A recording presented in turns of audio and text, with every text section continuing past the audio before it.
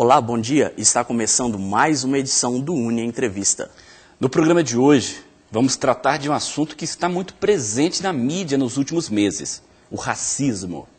No último mês, ocorreram 2 tristes episódios de racismo.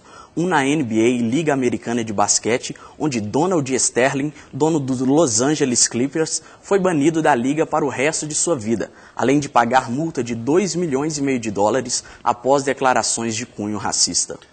Outro caso, ocorrido recentemente no mundo esportivo, envolveu o brasileiro Daniel Alves durante a partida entre Barcelona e Vila Real pelo Campeonato Espanhol de Futebol. O lateral foi alvo de uma banana tirada por um torcedor do time rival, que após ser identificado, também foi banido dos jogos de seu time e nunca mais poderá entrar no estádio. Hoje nosso entrevistado é formado em Relações Públicas, pós-graduado em Marketing e Comunicação no Centro Universitário de Belo Horizonte em 2005. Hoje ele é mestrando em Comunicação e Tecnologia na Unipac de Juiz de Fora.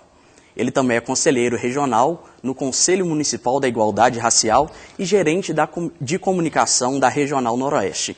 Nós vamos falar agora com Rodrigo Araújo Cruz. Bom dia, Rodrigo. Bom dia. No último dia 13 de maio, comemorou 126 anos da abolição da escravatura. E diante desses, como a gente viu aqui, desses racismos ultimamente, ocorrido nos últimos meses, qual que é a sua visão quanto ao racismo? Está aumentando ou diminuiu, continua do mesmo jeito? Nós temos um histórico nesse país e a desigualdade talvez ela seja a marca mais contundente. Eu vou responder as suas perguntas com uma outra pergunta.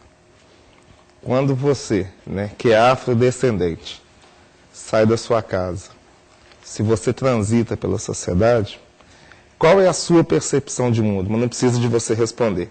Aí eu vou deixar essa indagação e vou fazer a resposta. O racismo ele continua, talvez, tão mais presente na sociedade moderna do que no tempo da escravatura. Por quê? Nós temos hoje novos tipos de racismo.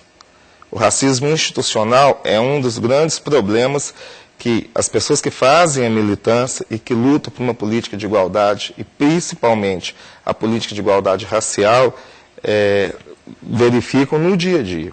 Então o número ele é alarmante, o racismo ele nem aumentou nem diminuiu, ele continua. Porém, nós temos políticas afirmativas que fazem com que essa situação chegue nas discussões, que ela alcance espaço na mídia e com isso nós conseguimos reforçar o trabalho de conscientização contra o racismo.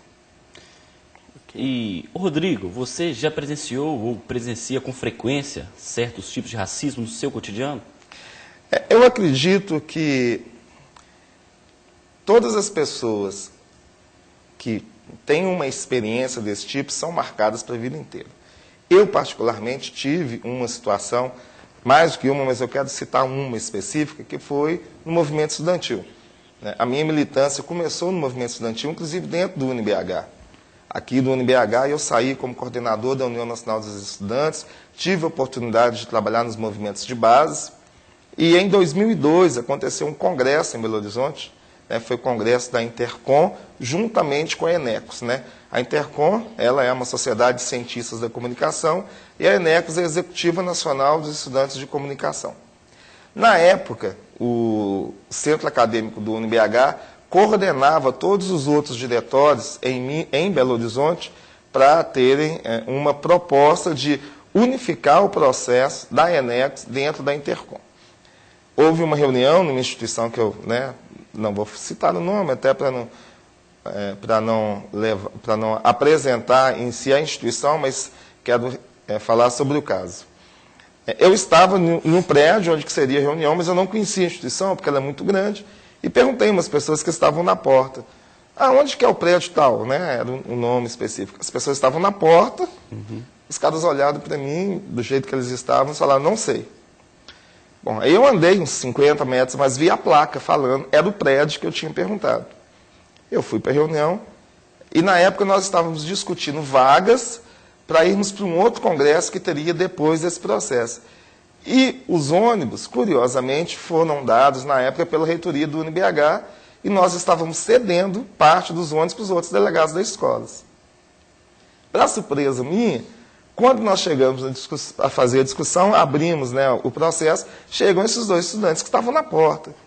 Nossa. Os caras, eles iriam gozar, né, dos espaços que nós cedíamos nos ônibus como delegados, mas sequer me responderam uma pergunta, os caras eram na instituição, estavam ali. Obviamente que isso foi, né, uma questão de preconceito racial.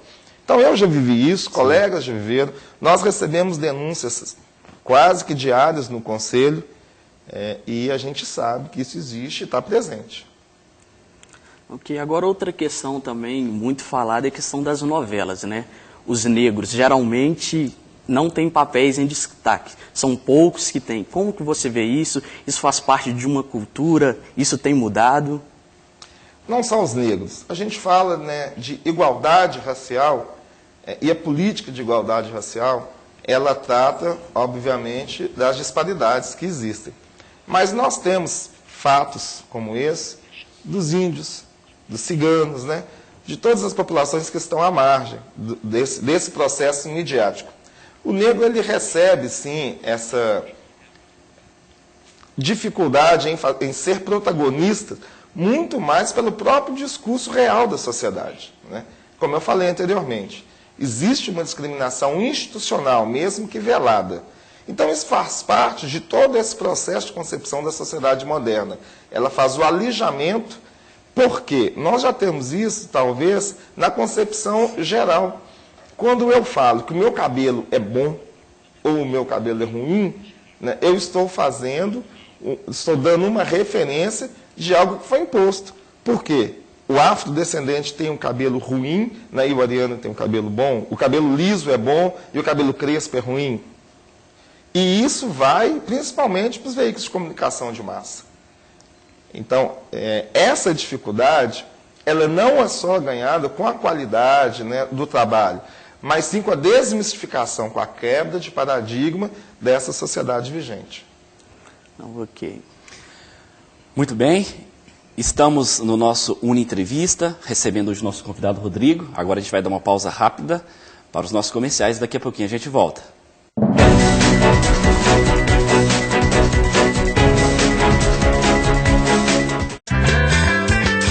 que tem passado e presente de verdade e se lança pro futuro, quer saber do que vai dar. Nos melhores anos da vida são tantas histórias de chegadas e partidas, e a gente escreve o futuro agora. Quem sabe faz a hora e vem pro UniBH. E vem pro UniBH.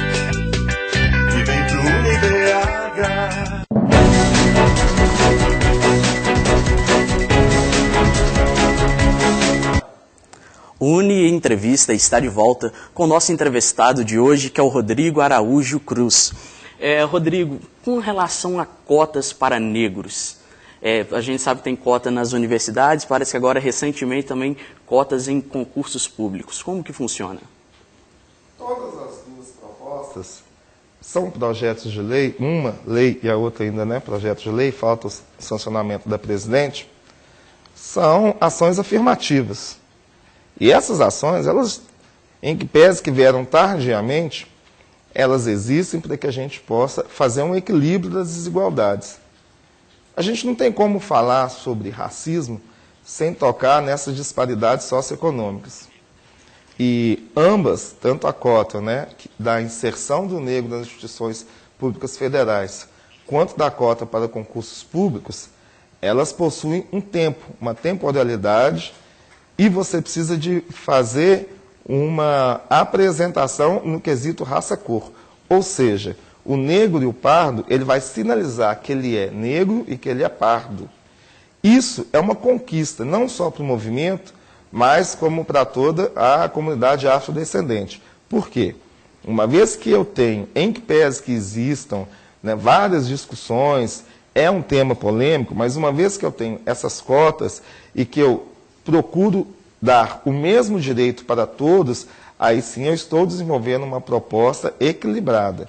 Então, tanto a cota, a primeira que você falou, né, que é a cota para inserção do negro nas instituições, né, de ensino superior público federal, como também as cotas para concursos públicos, elas têm uma temporalidade, né, ou seja, você vai trabalhar com uma geração para que essa geração tenha acesso aos mesmos locais, às mesmas possibilidades de trabalho, né, que as demais pessoas que não são negros, que não são pardos, e também nós temos a referência dos indígenas, e ao mesmo tempo ela trata da questão socioeconômica.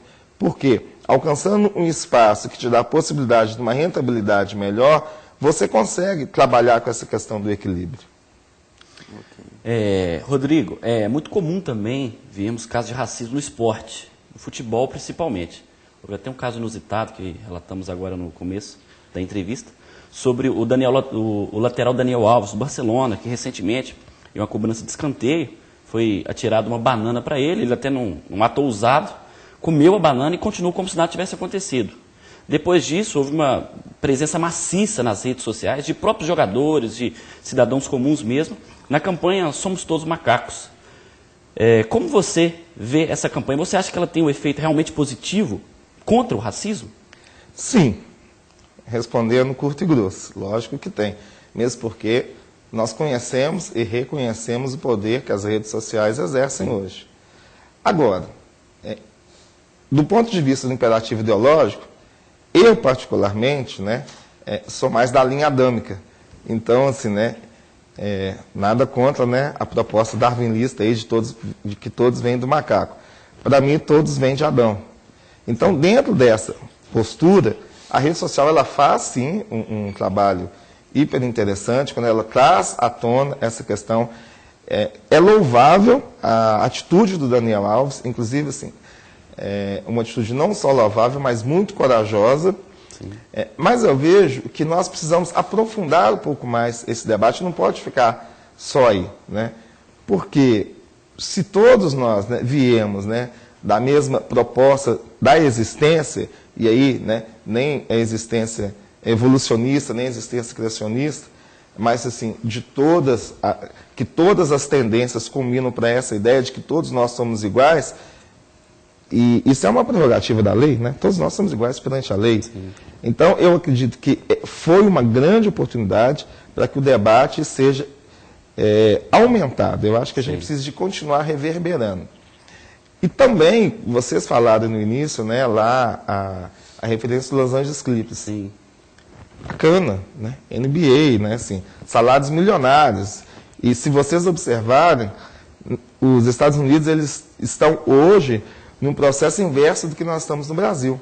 Enquanto nós conquistamos espaço com as políticas afirmativas, nós vemos nos Estados Unidos vários estados trabalhando com a queda das cotas. Uhum. Agora, se nós observarmos qual é o cunho, né, social disso, é porque o negro lá, ele já tem conquistado esses espaços. E a luta contra o racismo, que aconteceu nos Estados Unidos, é diferente daqui.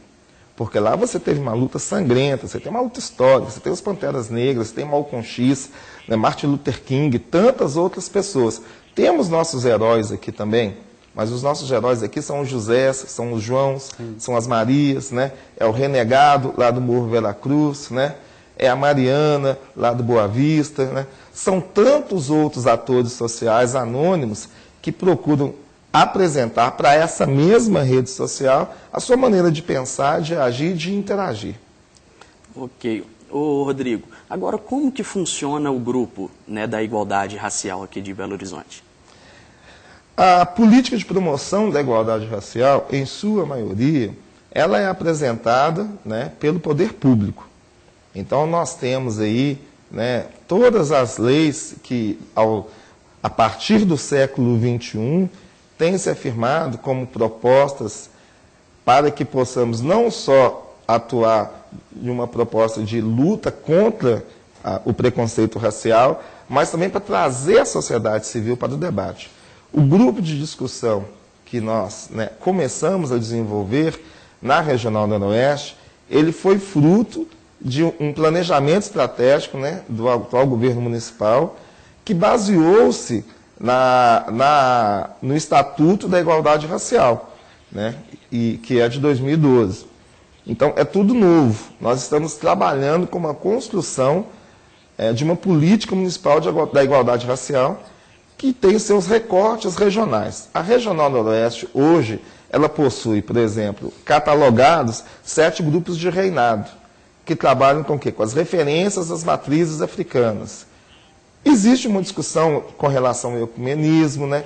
Existe todo o reforço da própria história, das referências artístico-culturais dentro dessa proposta dos grupos de reinados, os grupos de capoeira, né? Os mestres de ofício. Nós temos aqui, muito próximo, inclusive do UniBH, a região da Lagoinha, que é um polo cultural. Sim. Então, a partir de todas essas demandas, o governo municipal começou a desenvolver uma proposta que culminou num plano municipal da igualdade racial e que repercute nas regionais, né, através dos planos regionais, que trabalham todos os eixos: educação, saúde, políticas sociais, a questão de mobilidade. Então, você pensa as políticas públicas para melhorar a vida do afrodescendente. Não só do afrodescendente, no primeiro momento, sim, mas também do índio, do cigano, né? Enfim, como eu disse anteriormente, todas as pessoas que ainda estão à margem em função